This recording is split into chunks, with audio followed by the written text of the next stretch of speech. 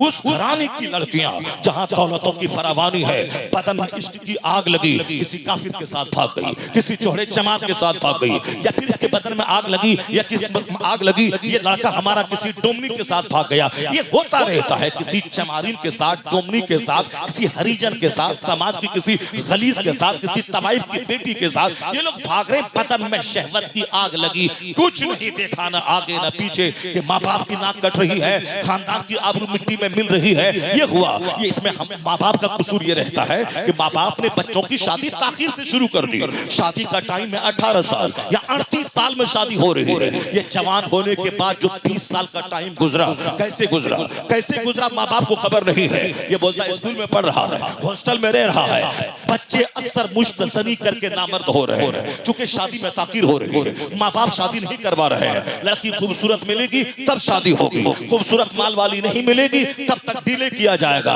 इस बीच में यह हर महीने तवाइफ के कोठे पे जाता है, हर हफ्ते में हर दिन मुश्तदनी करता है, इस्लामबाजी करता है और किसी दूसरों से प्यार के नाम पे ज़नाकारी करता है। सारा क्राइम हो रहा है, मगर शादी उस वक्त होगी जब लड़की खूबसूरत मिलेगी, नाक लंबी, आंख बड़ी और 6 फीट की हाइट और चेहरा गोश्त से भरा हुआ, और लड़की पैसा वाली, उसका बाप मालदार, तो शादी होगी। चाहे यह ज़ना करके जहन्नमी हो जाए, चाहे मुश्तसनी करके हिजड़ा नामर्द हो जाए, ये सारा जिम्मेदार वो माँ बाप है जो शादी में ताखीर करता है। बुखारी शरीफ की हदीस में आया है, मुस्तफा ने कहा है, निकाह में ताखीर की वजह से अगर बच्चे का पांव फिसल जाता है तो उस जुर्म में माँ बाप भी शरीक समझे जाते हैं। जिस तरह बच्चों का अच्छा नाम रखना, जिस तरह बच्चों का अकीका करना, जिस तरह बच्चों को 4 साल 4 महीने 4 दिन में कलमा खानी करवाना, जिस तरह 7 साल की उम्र में बच्चों को नमाज का हुक्म देना, जिस तरह 10 साल की उम्र में बच्चों को मार के नमाजी बनाना, उसी तरह ये फर्ज है माँ बाप का, जब बच्चे जवान और बालिग हो जाए तो जिस तरह खाना खाने की ख्वाहिश है तो दाना चाहिए, पानी पीने की ख्वाहिश है पानी चाहिए, उसी तरह जवान होने के बाद ख्वाहिशात की तकमील की एक जायज राह अल्लाह ने निकाली है कि हमारे लिए औरतों को पैदा किया है, औरतों को मेरे लिए पैदा किया है। जिस तरह भूख मिटाने के लिए दाना, प्यास मिटाने के लिए पानी, उसी तरह शहवानी ख्वाहिशात मिटाने के लिए अल्लाह ने औरतों के लिए मर्द, मर्द के लिए औरत को पैदा किया है। तो जवान होने के बाद जब ये फितरी ख्वाहिशात उभरती है, उसको 20 साल तक दबाया गया, तो जिसके घर में चोरों का आना जाना, उसकी बेटी का ईमान लुट गया, वह डकैतों काफिरों के साथ भाग गई,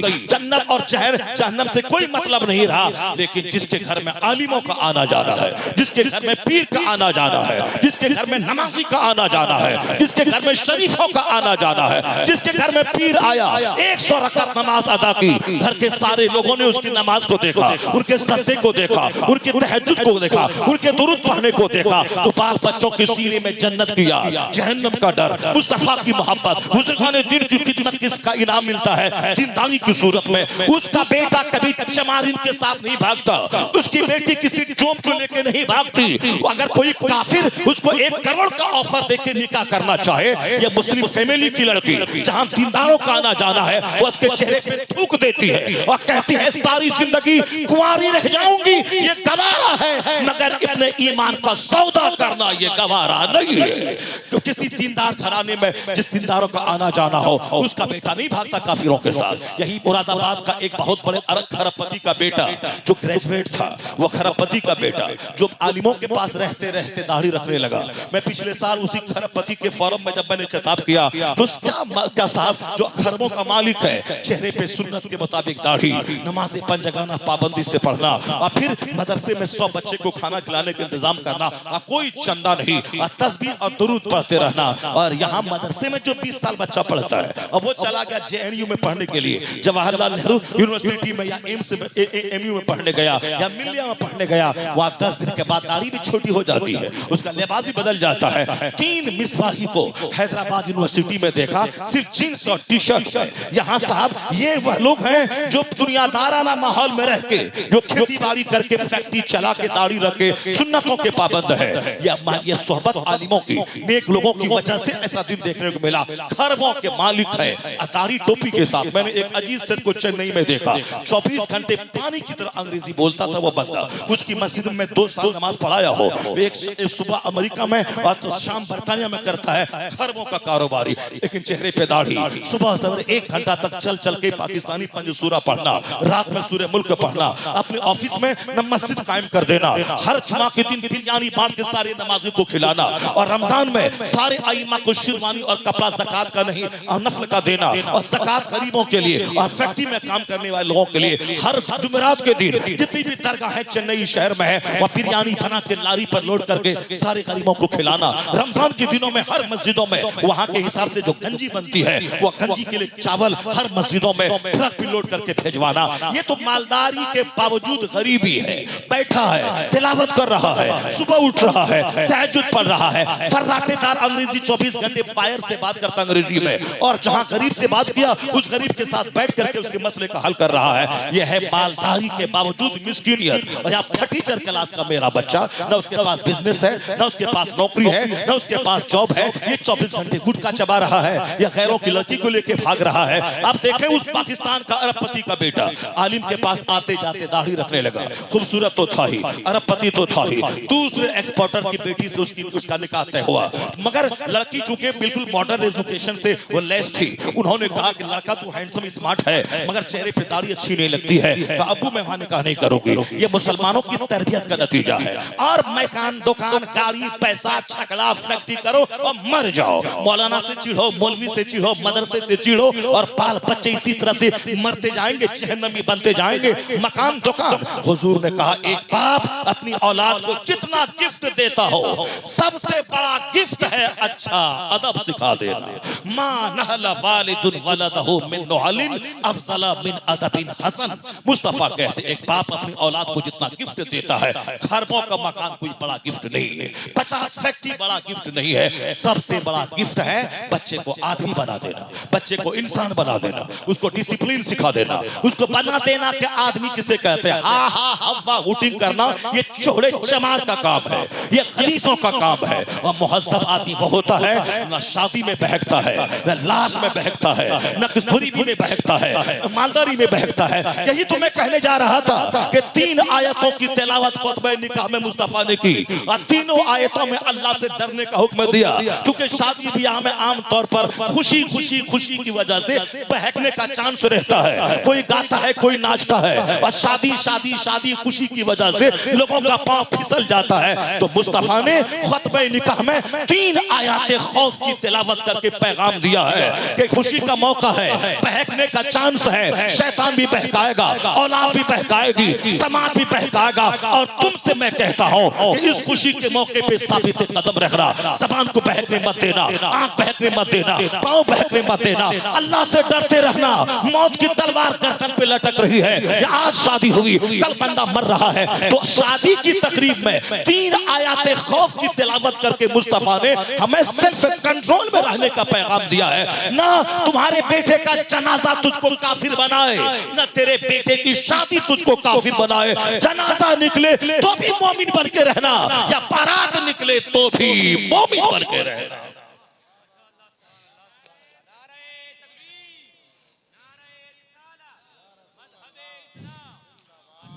यह है खुतबे निकाह की हिकमत, यह है secret of the Holi speech of निकाह।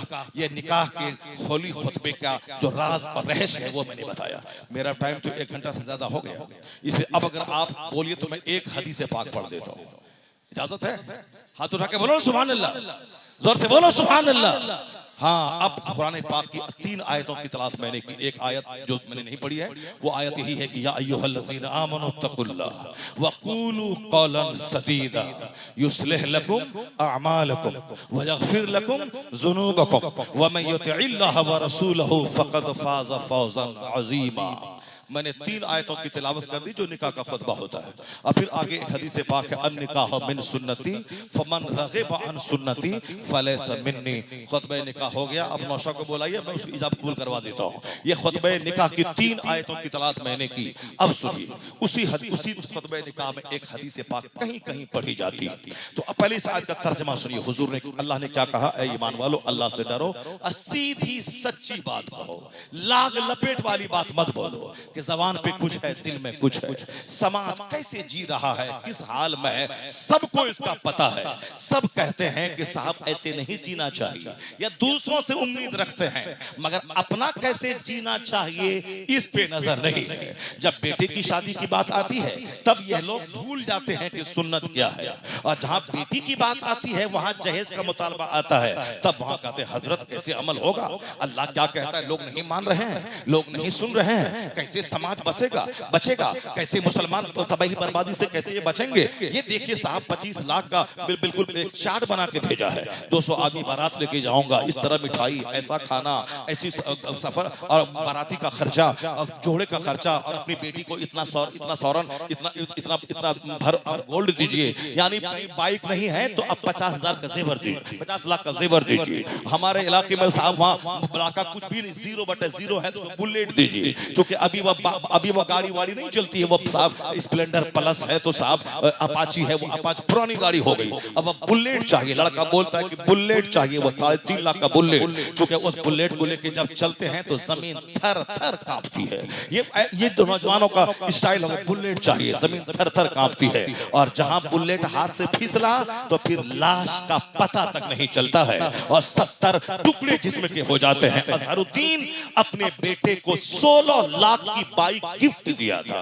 अजहरुद्दीन मुझसे ज्यादा आप जानते होंगे, क्योंकि बगल में मुरादाबाद है, उसी मुरादाबाद से वह MP बना था, और फिर वो क्रिकेट टीम का कप्तान था अजहरुद्दीन। और उसने अपने बेटे को दौलत के नशे में, के हिंदुस्तान में कितने बाप हैं, कौन 16 लाख की बाइक अपने बेटे को देता है, मगर मैं कप्तान इंडियन क्रिकेट टीम का 16 लाख की बाइक फॉरेन से मंगवा के अपने बेटे को ईद का तोहफा दिया था, ईद का तोहफा, ताकि मेरा बेटा मस्त हो, क्या मेरा बाप क्रिकेट टीम का कप्तान है, 16 लाख की बाइक का तोहफा मिला है। मालूम है जब बेटा ने तोहफा लिया और उसके बाद ईद की नमाज के बाद उस गाड़ी को स्टार्ट किया और चला 4 लेन पे, साहब हाईवे पे 225 की स्पीड में चल रहा था, जैसे कि वह हेलीकॉप्टर चला रहा।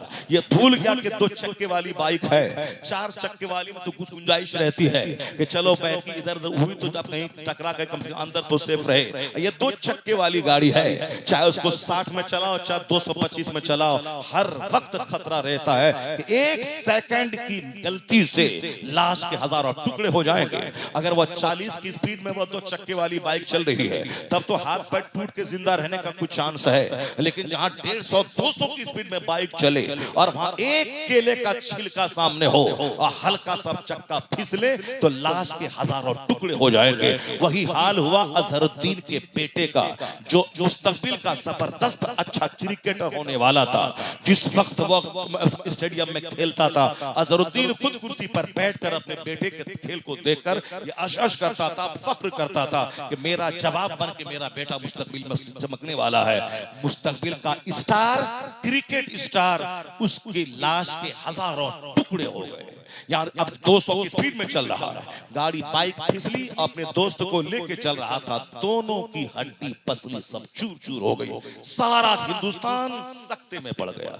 हिंदुस्तान को सदमा था कि एक मुस्तकबिल का बड़ा क्रिकेटर खो गया। यह तोहफा था, बाप ने बाइक तोहफे में दिया था। यह तो देखने में लगा बाइक दिया है, असल में वह मौत का तोहफा दिया था, असल में वह मौत का तोहफा था। इसने सोचता तो बहुत कुछ है, भांगता बहुत है, मगर होता क्या है, होता वही है जो मंजूर खुदा होता है। आदमी के चाहने से क्या होता है, वही होता है जो मंजूर खुदा होता है। अल्लाह ने क्या कहा, सीधी बात करना, पेच पाच वाली बात मत करना कि दिल में कुछ, जबान में कुछ, सामने कुछ, पीछे कुछ, सामने। वाह मौलाना साहब क्या जबरदस्त आपने खिताब किया, आप इस्लाही खिताब के मास्टर हैं। 1 मिनट के बाद मौलाना आगे बढ़ा और पीछे वाला क्या बेकार दिमाग चाटता रहा, 2 घंटे तक दिमाग चाटता रहा, बेकार का फालतू की बातें करता रहा। ये है 1 मिनट के बाद आदमी बदल जाता है, आदमी पैतरा बदलता है। सीधी सादी सिंपल बात, जन्नती की पहचान है कि जन्नती धोखा खा जाता है, धोखा देता नहीं। जन्नती की पहचान है वो एक सुराख से 2 बार नहीं डंक मारा जाता है। ला युल्दगुल मोमिन मर्रतैन मिन जोहरिन वाहिद, एक सुराख से 2 बार मोमिन नहीं डंक नहीं डसा जाता है। मोमिन चौकन्ना रहता है, मोमिन हमेशा आखिरत की बात करता है। अल कय्यसु मन दाना नफ्सा व अमिला लिमा बादल मौत वल आजिजु मन अतबा नफ्सहु हवाहा व तमन्ना अल्लाह। मुस्तफा कहते हैं द वाइज इज वन, अक्लमंद वो है जो हमेशा आखिरत की तैयारी करे। अक्लमंद वो है जो अपनी ख्वाहिशात की गुलामी नहीं, ख्वाहिशात को कुचल दे। नफ्स जो कहे उसकी बात न माने। नफ्स तो कहता है शराब पियो, नफ्स तो बोलता है ताड़ी पियो, नफ्स तो कहता है चरस पियो, नफ्स तो कहता है अभी अजान हुई है छोड़ो नमाज पढ़ लेंगे कल, नफ्स तो कहता है अभी नई शादी हुई है आप अभी आराम करो, ऐश करो, मौज करो। नफ्स तो ये सिखाता है, मगर सच्चाई क्या बोलती है? अरब के ताजिरों का एक गिरोह जब यूरोप ममालिक में सफर किया था, फजर का टाइम 5 वक्त की नमाज फर्ज आजम है, नमाज छोड़ना गुनाह आजम है। अरब की जमात में फजर के टाइम में पानी नहीं मिला तो बर्फ काट के पानी बना के उसने नमाज अदा की। तो सुबह सवेरे अखबार में खबर छपी, जुनूनियों का एक लश्कर, अरबी ताजिरों का एक गिरोह बर्फ काट कर पिघला के पानी बना के वजू करके फजर की नमाज सहरा में अदा की है। रिमार्क किया गया अगर काश दुनिया के सारे मुसलमान नमाज को इसी तरह महत्व दे और कड़ाके की सर्दी हो या चिलचिलाती धूप उसमें इसी तरह वजू करके नमाज पढ़े। रिमार्क किया था इस तरह बर्फ काट कर पिघला के नमाज पढ़ने वाली कौम कभी मगलूब नहीं होगी, हमेशा गालिब रहेगी। और दुनिया के हर खित्ते में अगर सल्तनत कायम होगी इसी तरह के मुजाहिदों की सल्तनत कायम होगी। यानी इस्लाम हमें 5 वक्त की नमाज पढ़वा के हमें स्ट्रगल जद्दोजहद करवाना सिखाता है। इस तरीके से इस्लाम, मगर हमारा हाल क्या है वो सबको मालूम है। लाग लपेट वाली बात नहीं, सीधी सच्ची बात करो। और क्या कहा?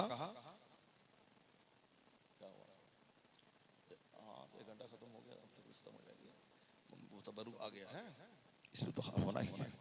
अब वो कुरान शरीफ की 3 आयतों की तिलावत होगी। आप लोगों ने सुन लिया? आप लोगों ने सुना? हाँ, सुनते रहिए। अब एक हदीस सिर्फ एक हदीस, 3 आयत कुरान पाक की और एक हदीस है। आप लोग बात मत कीजिए, यही अच्छा नहीं लगता है। स्टेज पर बात करने से पब्लिक को बहुत बुरा लगता है। बेचारे कड़ाके की सर्दी में सुन रहे हैं और मौली साहब होने के बाद जो है स्टेज पर बात कर रहे हैं। बहुत बुरा लगता है जब मौली साहब स्टेज पर मोबाइल चलाते हैं। लोग ही कहते हैं कि 20 साल पढ़ने के बाद ही तुम गंवार के गंवार ही रहे। अब तुमने इल्म दीन कुरान हदीस की बातों की कदर नहीं की, तो तेरी बात तेरी कदर कौन करेगा? इसलिए जैसी की तैसी लोगों ने मौलवी की कर दिया इसी वजह से। और गरीब नवाज ने कहा है कि आखिर जमाने में जिस तरह चरवाहा बकरी को हकाता है उसी तरह पब्लिक मौलवियों को हकाया करेगी। अब जाहिर सी बात है ये जाहिल हल जोत के नमाज पढ़ने जाएगा और मौलवी साहब रूमाल हाथ में लेकर के गुटखा खा के चौक पे झाड़ेगा नमाज के टाइम में और ये बोलेगा कि लोग हमारा हाथ चुमे। नहीं होगा। अगर तुम्हें हाथ चुमवाना है तो तुम्हें सबसे पहले नाइब पैगंबर बन के साबित करना होगा, नमाज का पाबंद होना होगा। अगर तुम चाहता है कि मैं 3 हदीस कुरान की बात बोलूं, लोग गौर से सुने, तो पहले तुमको सुनना पड़ेगा। यह सुल्तानपुर में सारे स्टेज को पीर से भर गया था, बगल में 40 है और असद इकबाल की नात हुई 1 घंटा और उसके बाद जब तकरीर का ऐलान मेरा हुआ सारा स्टेज खाली हो गया, सारी पब्लिक खड़ी हो गई। मैंने कहा सुनो, तुम लोग जाओ, तुमसे कोई शिकवा नहीं है, तुम लोग तो कम पढ़े लिखो और अवामुन नास में से हो। अवाम तो कल अनाम की तरह है ही, तुम लोग तो भोली भाली भेड़े हो, जहां चाहा वैसा गया, नात सुनी चल दिए। तुम्हारे जाने से मुझको कोई तकलीफ नहीं है। तकलीफ है ये पीर साहब लोग भी असद भाई को सुनने आए थे और ये मौलाना साहब लोग भी सिर्फ नात सुनने आए थे और अब जा रहे हैं। जब कुरान हदीस सुनाने की बारी आई और ये मौलाना जा रहे हैं तो कल इस पब्लिक से वो उम्मीद ना रखें कि हमारी इज्जत करेंगे और हमारी तकरीर सुनेंगे। और तुम अगर सुनेगा नात तो पब्लिक तो 10 घंटे नात सुनेगी और तुम नात में दिलचस्पी लेके कुरान हदीस नहीं सुनेगा, पब्लिक कव्वाली गाएगी और जब तुम कव्वाली गाएगा तो पब्लिक शेख चिल्ली को लाएगी और जब तुम शेख चिल्ली को लाएगा तो पब्लिक बंबई के हीरोइन को लाएगी। जाएगी। इस इलाके में शेख चिल्ली आए पीलीभीत में उर्स की तकरीब में। क्यों आए? इसीलिए आए कि जब मौलवी होके तकरीर में कॉमेडी करेगा, वह लतीफा ठोकेगा, तो पब्लिक बोली तुमसे अच्छा लतीफा तो शेख चिल्ली बोलता है, इसीलिए अब तुमको नहीं बुलाया जाएगा, शेख चिल्ली को बुलाया जाएगा। पब्लिक सुने ना सुने, तुम बोलो कुरान, तुम बोलो हदीस।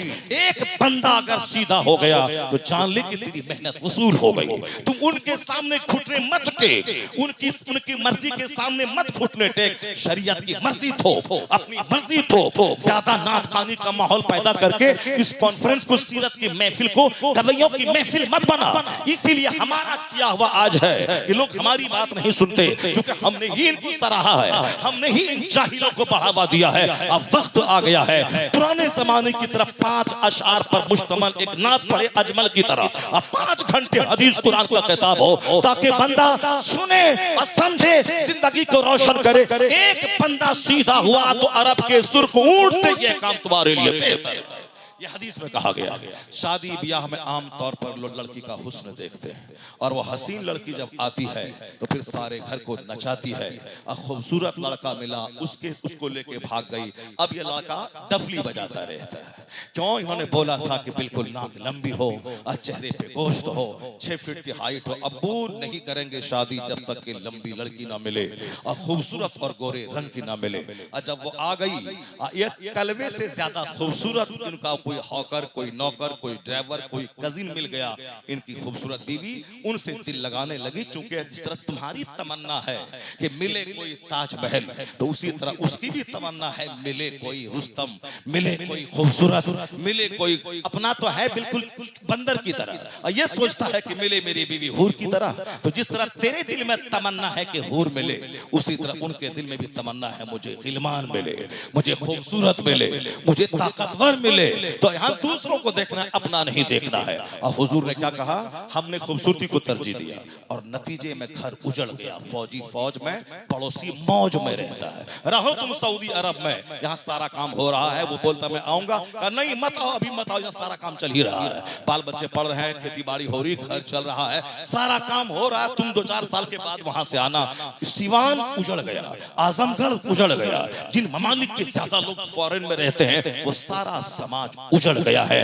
आए दिन माहनामा अशरफिया में खबर छपी, दंग रह गया सारा भारत कि एक शौहर जो बाहर रहता था आया, 1 महीना बीवी के साथ रह के भनक लगी। बीवी होटल अटेंड करती है, उसी होटल में जाके यहाँ से बोला कि मैं अब जा रहा हूँ सऊदी अरब, मेरा कल की फ्लाइट है। वो गया उसी होटल में जाके रह गया और कहा कि कौन कौन क्लाइंट है तेरे पास, किसकी कितनी फीस है, और सारी औरतों में ढूंढने लगा कि कहाँ है वो जिसको वो तलाश करने गया था। तो ढूंढ लिया, कहा ये औरत चाहिए, कितनी फीस है इसकी। इन्होंने फीस दिया और फिर उसके बाद फौरन उन्होंने फोन किया होटल वाला, क्लाइंट आया है और आप आ जाएं। शौहर के साथ 1 महीना रहने वाली इस कदर तबीयत नापाक हो गई है, गलीज हो गई कि आदमी एक बार अगर बीवी से मिल ले, 1 महीने तक तो आदमी फ्रेश रहता है, लेकिन 1 महीने शौहर के साथ रहने के बाद अभी फोन आया होटल से, फौरन सज धज के चली गई। किस कदर पाखाने का कीड़ा जब तक पाखाना न खाए चैन नहीं मिलता, उसी तरह गुलाब का भौरा जब तक फूल न चूसे उसको चैन नहीं मिलता। जो जिस तरह की सोहबतों में रहने का आदी होता है, उसी तरह से उससे वह मानूस होता है। ये गलीज अपने शौहर के साथ 1 महीना रही, अब होटल से फोन आया, उनको तो साहब बहाने बनाना चाहिए कि नहीं अब मैं 10 दिन के बाद या कुछ होना करना चाहिए, लेकिन फौरन सच के चली गई। और जब कमरे में दाखिल हुई और क्लाइंट की सूरत में जब शौहर को नजर पड़ी, क्या हाल हुआ होगा। पांव तले की जमीन खिसक गई, बेहोश होकर गिर गई होगी, क्या हुआ वो जाने। अखबार में माहनामा अशरफिया में ये खबर छपी कि किस कदर इंतहाई हद तक शहवतों के गुलाम औरतें और मर्द कहां तक पहुंच गए हैं। क्या बेहयाई, क्या करेगा सऊदी अरब में 10 साल कमा के, छोटा सा घर, आल्टो कार, उम्र हो गई 60 साल, पांव में दर्द, जोड़ में दर्द, दांत में दर्द, आंख में दर्द, मौत आई, मर गए। क्या रिजल्ट निकला? ना बच्चा तेरा अपना है, बच्चे बिगड़ गए, बीवी बिगड़ गई, घर बिगड़ गया, खानदान बिगड़ गया। क्या फायदा उस कमाई से? बेहतर है कि नमक रोटी था। मौला अली यहूदी के कुएं से पानी निकालते थे, उस पानी को यहूदी के खेत में पटाते थे और उससे जो हलाल पैसा मिलता अपने बाल बच्चों को खिलाते थे। जब हलाल पैसा अंदर जाता है तब बच्चा हसन और हुसैन पैदा हुआ। जब माँ हो फातिमा और बाप हुए अली, तब बेटा हसन और हुसैन हुआ। जब बाप हुए मूसा सैयद मूसा जंगी दोस्त और मास्टर से लेके पांव तक आबिदा जाहिदा, तब बेटा वलियों का सरदार अब्दुल कादिर जिलानी पैदा हुआ। जब बाप है सैयद गयासुद्दीन और माँ है रात भर तहज्जुद पढ़ने वाली, तब बेटा 90 लाख काफिरों को कलमा पढ़ाने वाला मोइनुद्दीन अजमेरी पैदा हुआ। जब माँ हुई 17 पारे कुरान की हाफिजा और बाप हुए आबिद जाहिद, तब बेटा नाइबे गरीब नवाज कुतुबुद्दीन बख्तियार काकी पैदा हुआ। जब बाप है सैयद अहमद अली बुखारवी और माँ सैयदा जुलेखा जो जवानी में बेवा हो गई, मगर 80 बरस की उम्र तक न सर से आंचल खिसका, न चेहरा अजनबी मर्द के सामने खोला, तब बेटा महबूबे इलाही पैदा हुआ जो चपरासी से लेके बादशाह तक के घरों में तहज्जुद की नमाज दाखिल कर दिया। और जब बाप हुए मुफ्ती नकी अली खां और माँ हुई आबिदा, तब बेटा अहमद रजा खां पैदा हुआ। और जब बाप हुआ अहमद रजा खां और माँ हुई आबिदा, तब बेटा हुज्जतुल इस्लाम और मुफ्ती आज़म हिंद जन्म लिया। और जब दादा हो हुज्जतुल इस्लाम और नाना हो मुफ्ती आज़म हिंद और बाप मुफस्सिर आज़म हिंद और माँ सारे ज़ेवरात को बंधक रखकर बेचकर मंज़िल इस्लाम चलाने वाली, तब उसी कोख का बच्चा 10 करोड़ मुरीदों का मुर्शिद अख्तर रजा का अज़हरी ताजुल शरीयत पैदा होता है। और जब बाप हो गुटखा खो, और जब बाप हो झूठ बोलने वाला, और जब बाप हो नमाज छोड़ने वाला, और जब बाप हो हज और ज़कात की अदायगी नहीं करने वाला, जब बाप हो गंदों की सोहबत में रहने वाला, जब बाप हो शर्मगाह का गलत इस्तेमाल करने वाला, तब उसका बेटा महाचोर, महाडकैत, माँ बाप की तौहीन करने वाला, आलिमों का अपमान करने वाला, दीनी मजलिसों का अपमान करने वाला, हिंदू बारात लेके जाता है, संजीदा हिंदू मस्जिद के पास पटाखा बंद कर देता है, डीजे बंद कर देता है। ये लोग नमाज पढ़ रहे हैं। मोदी जी इलाके में, खड़गपुर इलाके में, बंगाल में लाखों के मजमे को एड्रेस कर रहा था। बगल की मस्जिद से अजान आई, फौरी माइक को डाउन किया, जब तक अजान होती रही उस वक्त तक भाषण को बंद किया रहा। हालांकि कुछ बदतमीज के शरीर किस्म के गलीज किस्म के नौजवानों ने कहा कि भाषण जारी रखा जाए, उन्होंने कहा नहीं, दूसरों की इबादत का वक्त है, इसलिए मैंने माइक को बंद कर दिया। ये इसको कट्टर दुश्मन कहते हैं। वह तो माइक बंद कर दिया और हमारा लुच्चा लफंगा बदतमीज बच्चा हमारा डीजे मस्जिद के सामने बजाता है, अजान हो रही, साहब गाना गा रहा है, उलमा का अपमान कर रहा है। यह हिंदू अपने धर्म गुरु का सम्मान करते हुए पांव को छूता है। प्रधानमंत्री जो अयोध्या जाता है, वहां के मंदिरों, वहां मंदिर के महंत का हाथ अपने सर पे रखता है। ये अदब और एहतराम हमने सिखाया है। और हमारे बच्चे मौलवी का मजाक उड़ाते हैं, दीनी महफिलों का मजाक उड़ाते हैं, मदरसों का मजाक उड़ाते हैं। तो खाली पैसा कौड़ी दुकान देखेगा तो नस्ल उजड़ जाएगी। और हुजूर ने क्या कहा, ला तज़व्वजू हुन्ना ले हुस्ने हिन्ना, सिर्फ हुस्न देख के निकाह मत कर, वरना मकरूह नासेबा मनाजिर का सामना करना पड़ेगा। सिर्फ माल देख कर निकाह मत कर, वरना अल्लाह कंगाल बना देगा। सिर्फ ऊंचा खानदान देख के निकाह मत कर, वरना अल्लाह जलील कर देगा। हुजूर क्या कहते हैं, तुन कहूल मरअतु लिअरबा, शादी में 4 चीजें देखी जाती है। There are 4 things which is seen in the marriage, 4 चीजें हैं जिसको शादी में देखी जाती है। लड़की का माल, लड़की की हुस्न, लड़की का खानदान, लड़की का दीन और अखलाक। मुस्तफा कहते मैं तुमसे कहता हूं, तुम अखलाक को तरजीह दो, तुम दीन को तरजीह दो, तुम दीनदारी को तरजीह दो, ना माल को, ना हुस्न को, ना ऊंचे खानदान को, दीनदारी को तरजीह दो।